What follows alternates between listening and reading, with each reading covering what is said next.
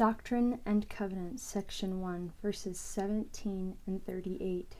Wherefore, I, the Lord, knowing the calamity which should come upon the inhabitants of the earth, called upon my servant Joseph Smith, Jr., and spake unto him from heaven, and gave him commandments. What I, the Lord, have spoken, I have spoken, and I excuse not myself. And though the heavens and the earth pass away, my word shall not pass away, but shall all be fulfilled, whether by mine own voice or by the voice of my servants. It is the same.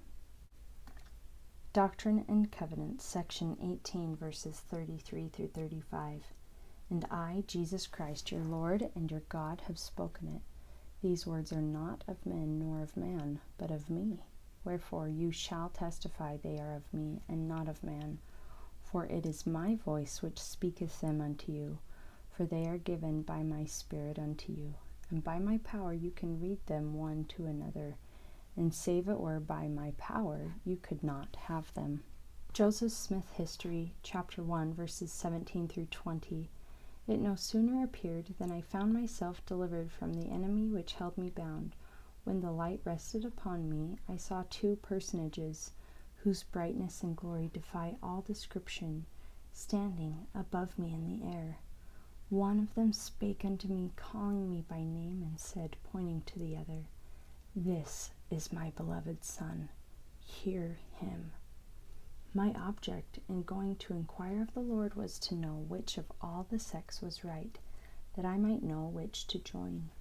No sooner, therefore, did I get possession of myself so as to be able to speak, than I asked the personages who stood above me in the light, which of all the sects was right, for at this time it had never entered into my heart that all were wrong, and which I should join.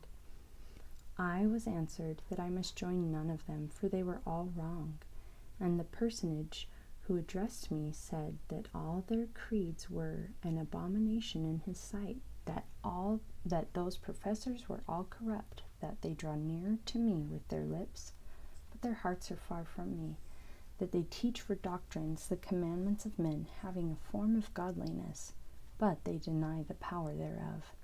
He again forbade me to join with any of them, and many other things did he say unto me, which I cannot write at this time. When I came to myself again, I found myself lying on my back, looking up into heaven. When the light had departed, I had no strength, but soon recovering in some degree, I went home. And as I leaned up to the fireplace, Mother inquired what the matter was. I replied, Never mind, all is well, I am well enough off.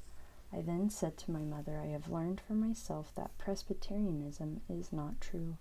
It seemed as though the adversary was aware, at a very early period of my life, that I was destined to prove a disturber and an annoyer of his kingdom. Else why should the powers of darkness combine against me? Why the opposition and persecution that arose against me almost in my infancy?